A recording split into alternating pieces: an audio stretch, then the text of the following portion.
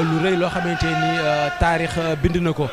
waaye mbokki téléspectateurs yi ñu fàttali rek ne ñu ngi ci jotaay bi nga xamante ni ci la ñuy teg xeeru njëkk li nga xam ne moom moo di liggéey bu rëy bi nga xam ne moom lañ fas yéene ànd ak Cheikh Mouhamadoul Mountakha Mbacké di xalif général des Mourides mu jëm ci yeesalaat jumaay Touba ju mag ji ñu ngi ci jotaay bi Serigne Madické Niang nekk ancien ministre nekk talibé Serigne Touba monsieur le ministre tey nga teew ci bés boo xam ne c'est une date historique boo xam ne yoonu Mouride da ciy des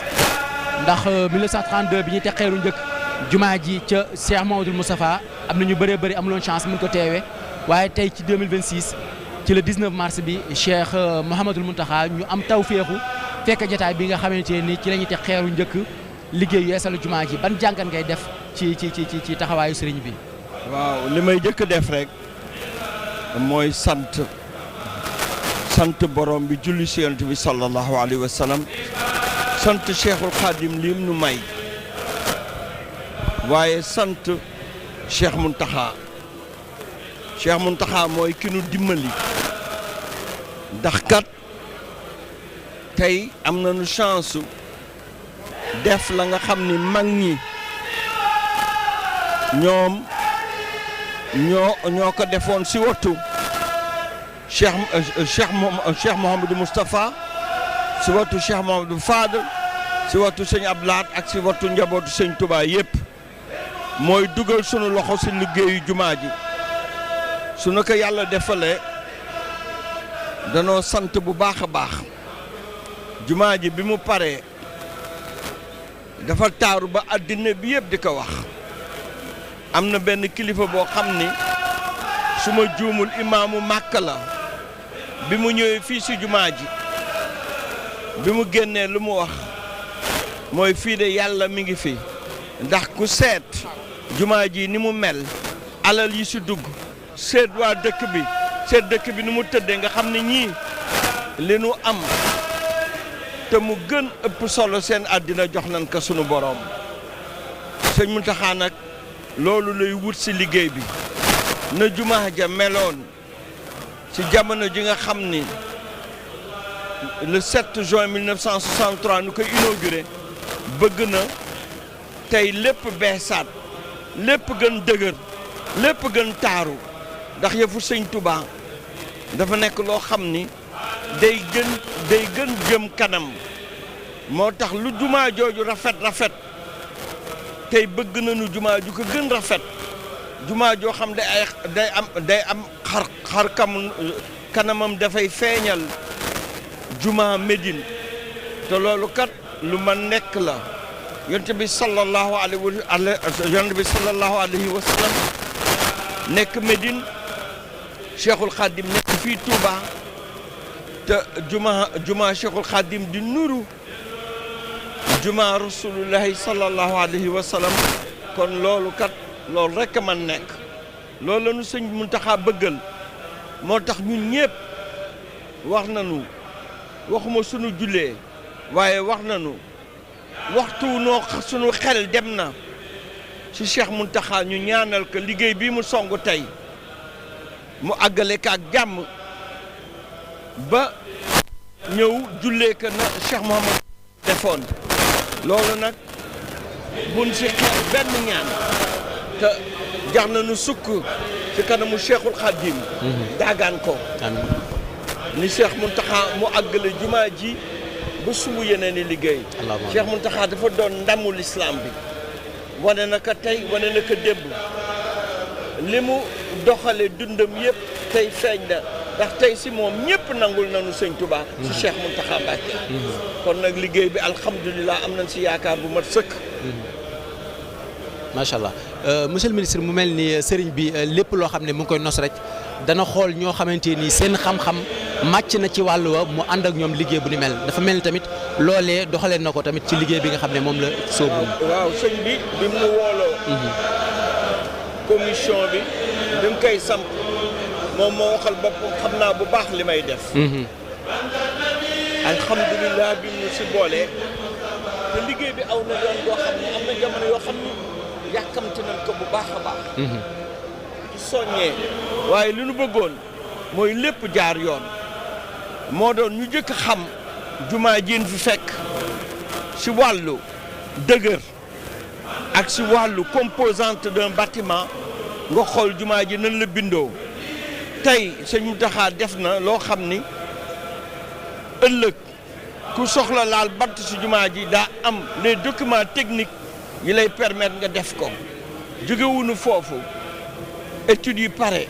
nu jël architecte yi nga xam ne ñoo gën a rëy ci àddina bi ñoo gën kawe architecte yooyu ñoo def yokk Màkka ñoo def yokk jumaa Médine kon loolu yëpp nu mooy sunu liggéey bu nu paree ñu lancer appel d'offre tànn ki nga xam ni moom la ñu gën wóolu ni mën na def liggéey bi ñu def ak moom liggéey bi.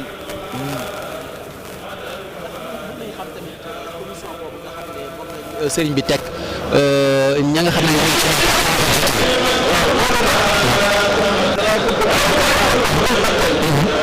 sëriñ bi dafa sëñ Bass mi nga xam ni moom la ñu booleel muy suñu kilifa mi ngi seet benn jamono joo xam ni daf noo dajale ñu ñëpp présenté nu moom boppam ki nekk mu présenté la murid yi ba pare wax liggéey bi nu def ki nekk mën si dugal sa kàddu moo tax xam naa bu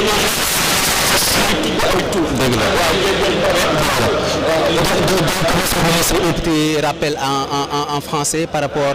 à l'analyse que vous faites de ce grand jour qui est historique, ce grand jour qui marque la pose de la première pierre des travaux de rénovation de la grande mosquée de Touba par Cheikh Mouhamadoul Mountakha. Rendre grâce à Allah. Je suis si heureux que je ne saurais décrire les sentiments qui m'animent. C'est un jour historique et qu'Allah nous permette de pouvoir y participer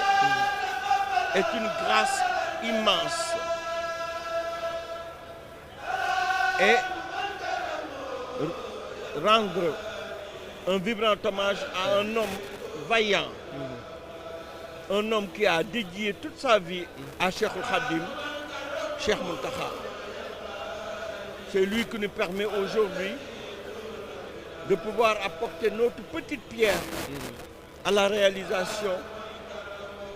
des travaux de rénovation de la mosquée de Touba. Je disais tout à l'heure en Wolof que cette mosquée, le 7 juin 1963 à l'inauguration, était si belle que tout le monde disait qu'on ne pouvait pas trouver un édifice qui lui ressemble. Les choses ont continué. L'Ahad est venu faire l'extension de la mosquée. Les gens ont encore salué en disant qu'on ne saurait trouver en Afrique ou même dans les pays arabes un édifice aussi important. Pour illustrer mes propos, je vais faire intervenir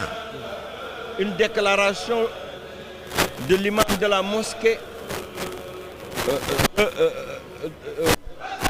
de la Mecque. Quand il est venu ici, il a prié et a visité la mosquée. Quand il est sorti, il a dit personne ne douterait de la présence d'Allah dans cette belle ville. Parce que dans cette belle ville, parce que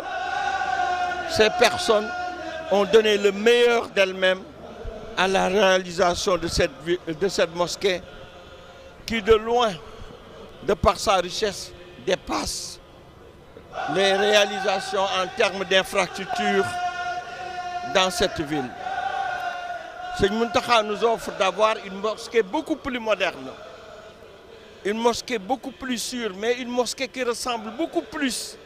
à celle du prophète Mohammed sallallahu alayhi wa sallam. C'est pourquoi nous avons recruté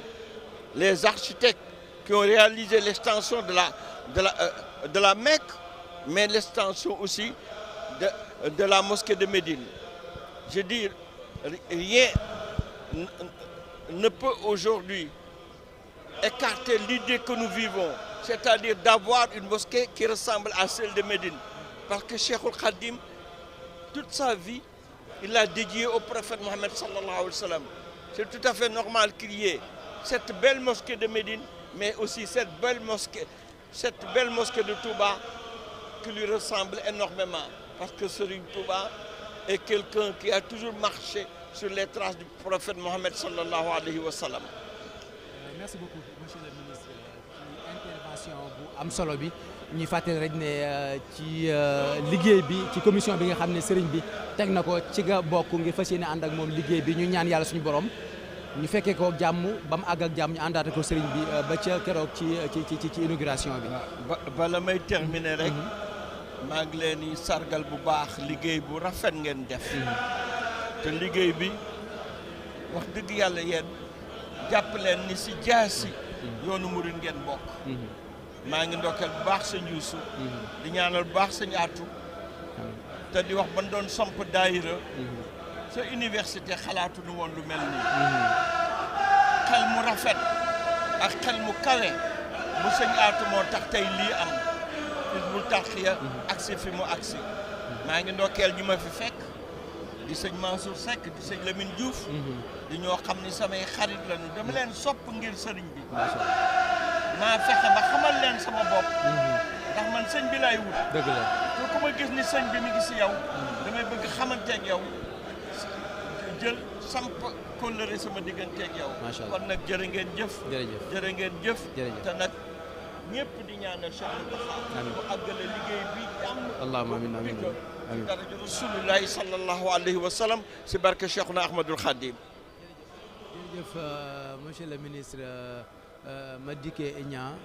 kàddu yi am na solo rafet na lool mu jëm rek ci liggéey bu am solo bi nga xam ne moom la Cheikh Mouhamadoul Mountakha Mbacké di khalife général des Mourides daal di woote. kon mbokki téléspectateurs yi ñu fàttali rek ne ñu ngi en direct fii ci Touba Mbacké ci sowu jumaay Touba ju mag ji tey di le 19 mars 2026 muy liggéey bi nga xam ne moo jëm ci texeeru njëkk yeesal jumaay Touba ju mag ji ñu fas yéene ci ànd ak Cheikh Mouhamadoul Mountakha di khalife général des Mourides. kon mbokk yi ñu remettre antenne bi waa régie incha allah rabbi daañu ñëwaat ci yeneen aspect yi nga xam ne